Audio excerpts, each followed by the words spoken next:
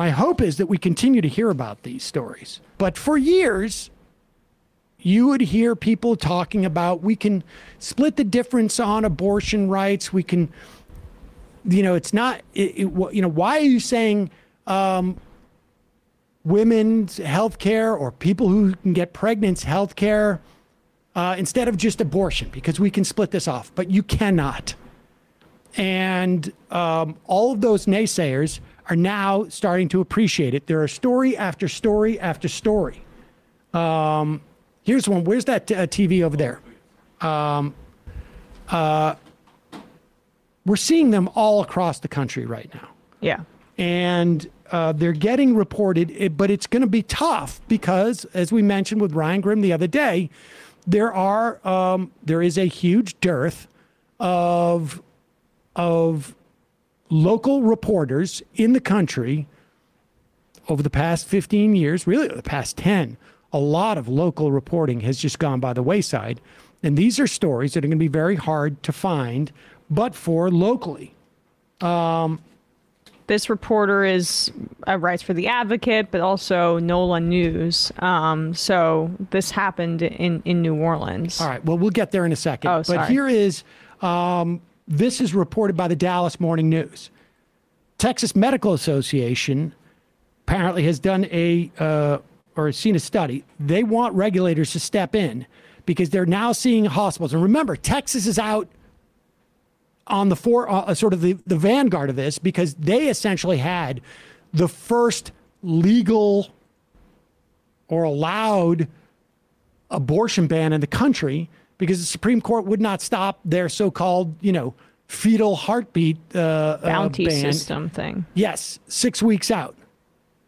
So the Texas Medical Association sent a letter to the Texas Medical Board, said it receiving complaints that hospitals, their administrators, and lawyers may be prohibiting physicians from providing medically appropriate care to women with ectopic pregnancies and other complications.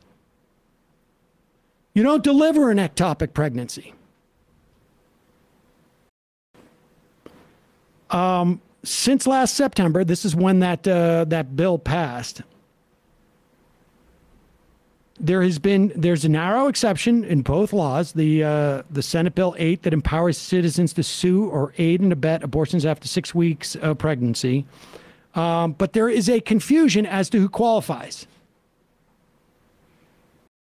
Fearing litigation, this is according to the Dallas Morning News, providers have delayed abortions until patients' conditions have become life-threatening. This is according to a paper authored by Texas-based researchers and published in the New England Journal of Medicine. One in Central Texas allegedly told a physician not to treat an ectopic pregnancy until it ruptured, which puts the patient at serious risk. This is according to the letter. This is when a pregnancy, or I should say a fertilized egg, attaches outside of the uterus and is not viable. And there are something like 40 to 50,000 ectopic pregnancies a year in this country. 2 other hospitals are directing doctors to send pregnant patients home to expel the fetus when their water breaks too early instead of treating them at the hospital. In those instances, there's a huge risk of infection. There's more of these stories. AP writes about sexual assault survivors choosing sterilization if she's ever attacked again, so she won't be forced to give birth to a rapist baby. They have a story about an obstetrician delaying inducing a miscarriage until a woman with severe pregnancy complications seems sick enough. And again, like, what is that? What constitutes sick enough? We talked in the past, lupus patients who need a drug that is also used for medically induced abortions can't get their medication. Even in medical emergencies, writes the AP, doctors are sometimes declining immediate treatment. In the past week, an Ohio abortion clinic received calls from 2 women with ectopic pregnancies who said their doctors wouldn't treat them.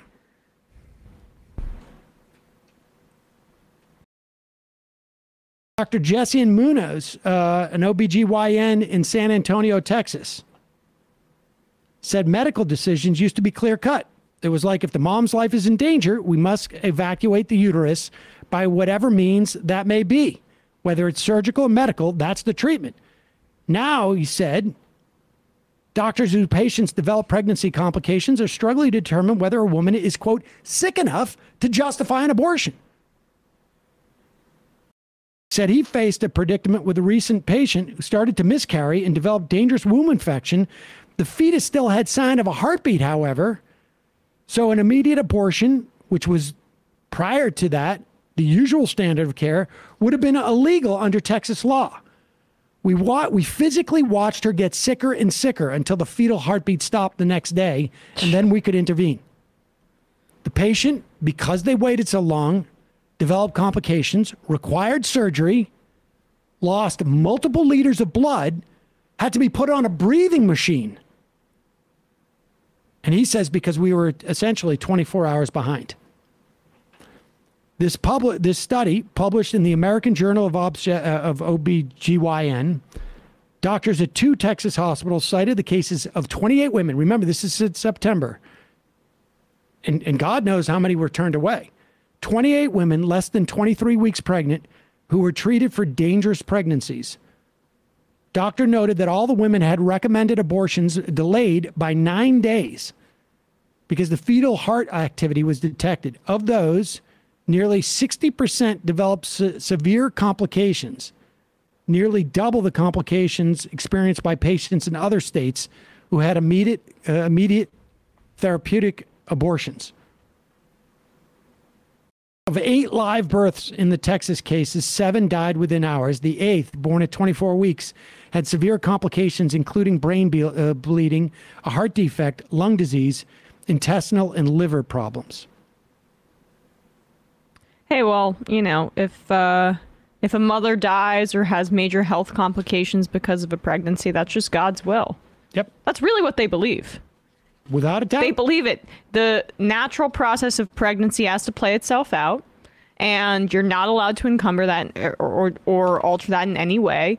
And if you are not a perfect earthly vessel, whether that be by your own immoral choice of if you're addicted to drugs or alcohol, or if it's just complicated and it doesn't, the pregnancy is complicated and your uterus is not hospitable, well, then you are not living up to your biological duty for God. So it's kind of okay if you have some health complications and lose a liter of blood or you die, because you are not. God has cast You're not for upon this world. You're not, and you probably deserved it. You did something to probably deserve that, right? God works in mysterious ways or very direct ways. Washington Post writes a couple of stories. Woman with a life-threatening ectopic pregnancy sought emergency care at the University of Michigan after a doctor in her home state basically said, you got to get out of here, because the presence of any type of fetal heart activity made it too dangerous for the doctor to treat her. One Kansas City, Missouri hospital administrators temporarily required pharmacist approval before dispensing medications used to stop postpartum hemorrhages, because they can also be used for abortion. That was also like that, the lupus medicine. Methotrexate, I think it is. It's one of those 3. In Wisconsin, woman bled for more than 10 days from an incomplete miscarriage after emergency room staff would not remove the fetal tissue. That's in 3 weeks, those cases. 3 weeks. 30% of pregnancies end in miscarriage. That's separate from the ectopic pregnancies.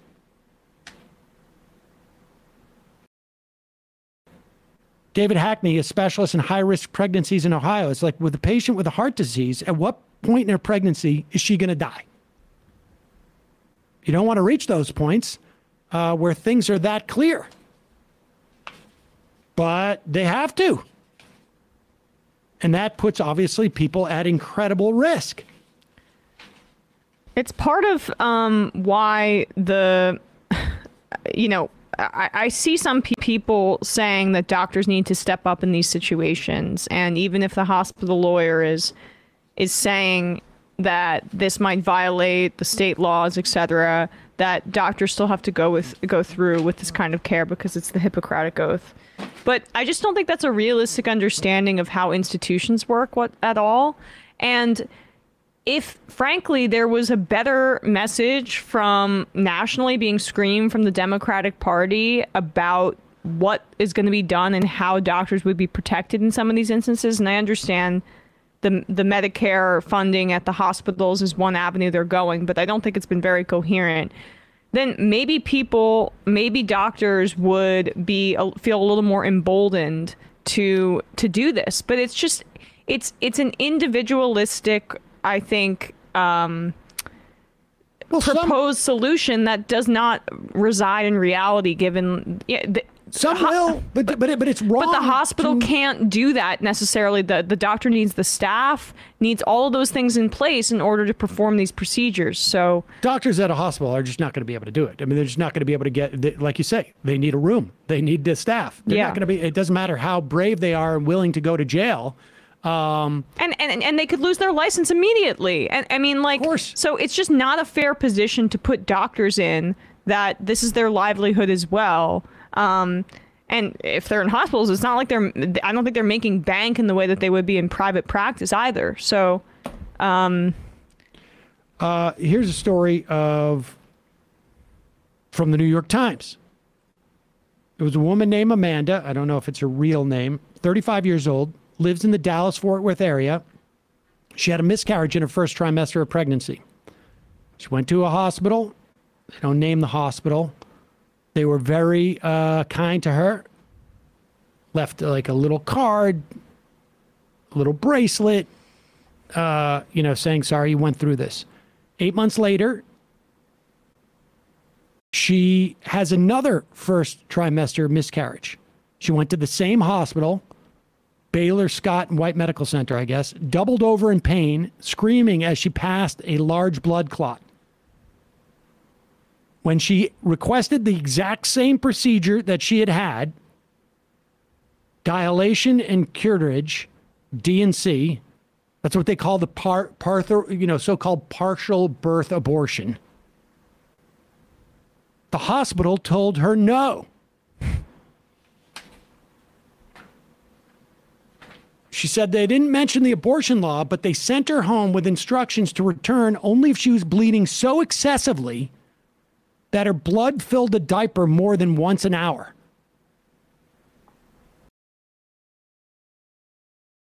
The hospital records that Amanda shared with the New York Times said that her embryo had no cardiac activity during that visit, and an ultrasound a week earlier. She reports having a lot of pain, and she appears distressed, the record said. This appears to be a miscarriage in process. This is according to the records that they took at the hospital. So once at home, she said she sat on the toilet digging her fingernail marks into her wall from the pain. She moved to the bathtub where she and her husband just basically watched her fill the bathtub water dark red blood. She was there for 48 hours. Same hospital. The only difference was that law that was passed. The hospital declined to discuss whether the abortion laws had any impact on their medical care.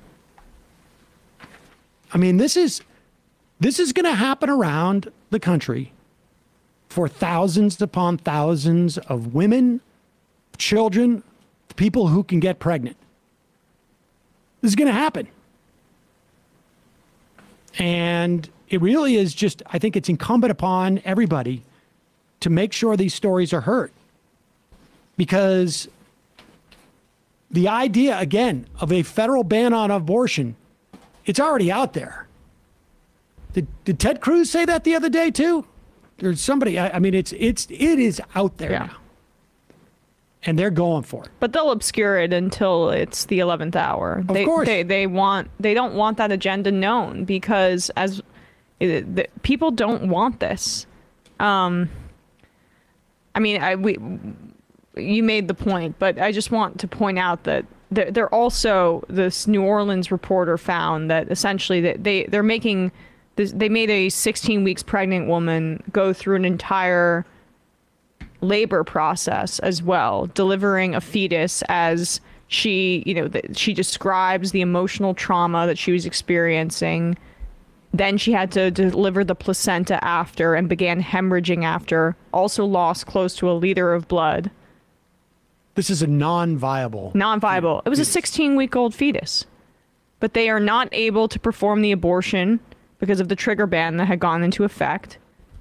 And the trauma of delivering a dead baby is, let alone, I mean, I've just heard those stories very far along, but also when it's just not even necessary here, when it's a 16-week-old pregnancy, it's completely avoidable with a routine procedure. But you have to. Look at what you did. Look at your shame. Acknowledge your shame for not being a decent creation of God. That is a visual representation of your shame, that fetus, and the pain that you have to go through is the punishment that you get for not being able to deliver that baby. That's really it, too. It's like this bizarre natural selection perspective that they have. There are consequences.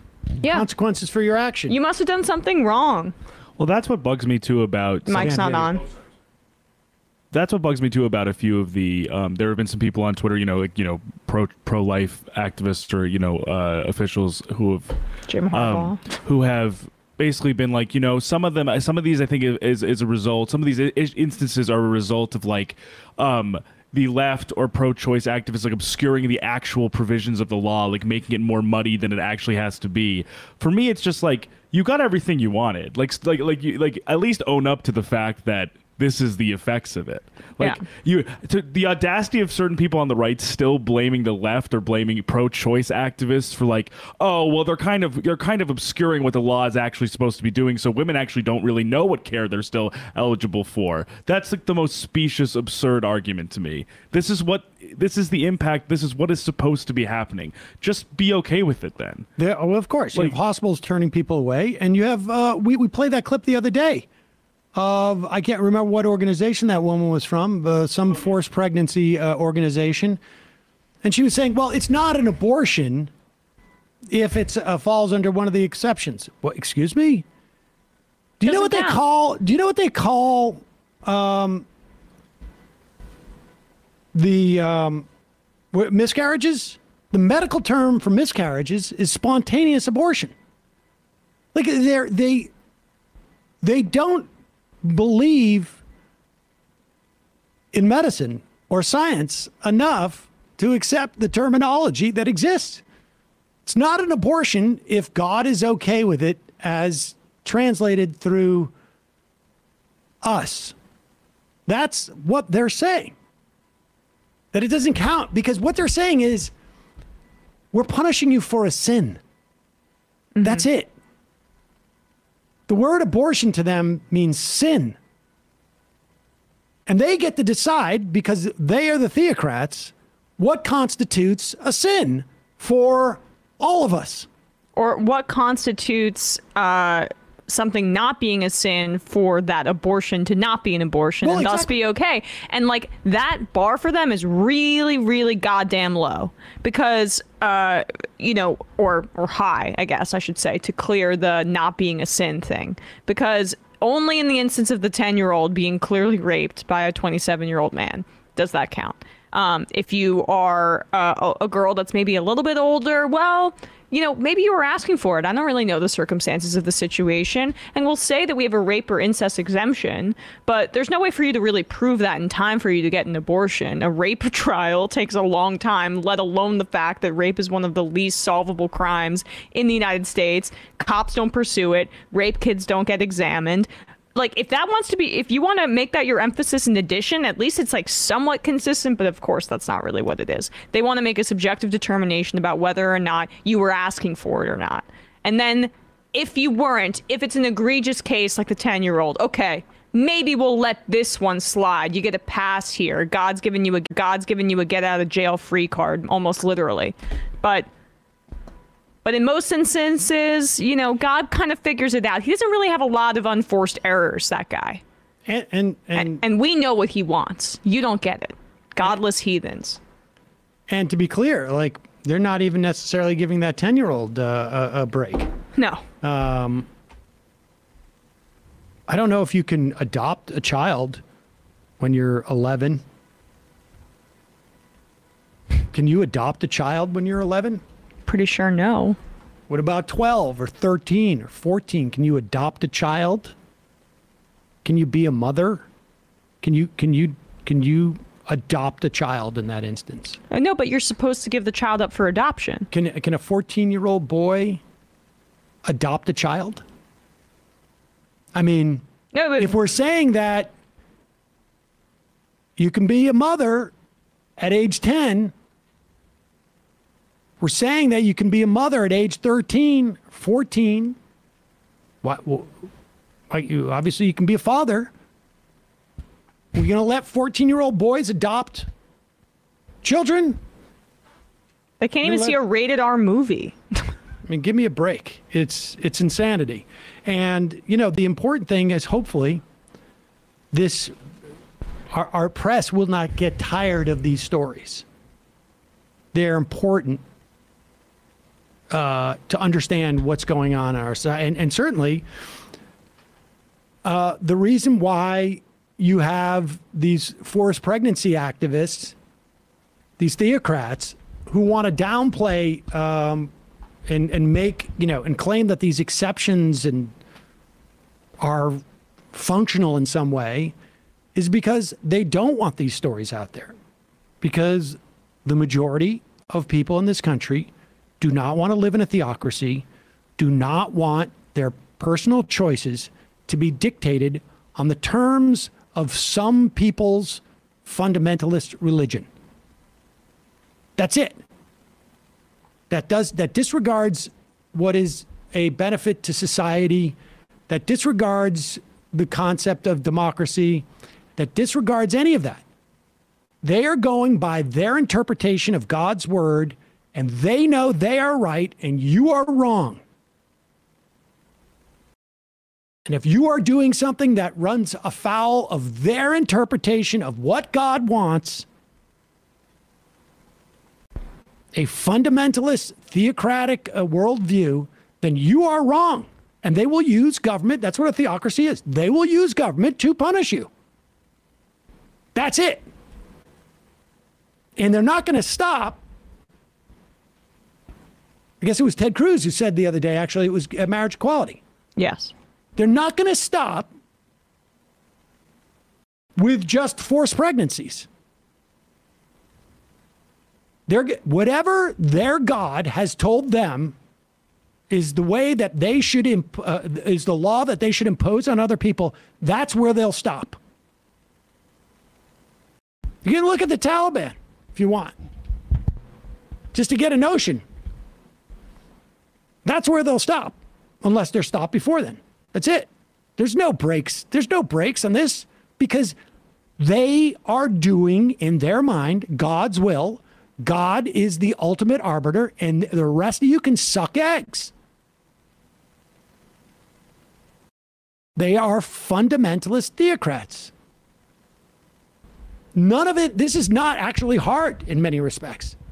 It's just the tricky part is just figuring out which theocrat is going to have the power.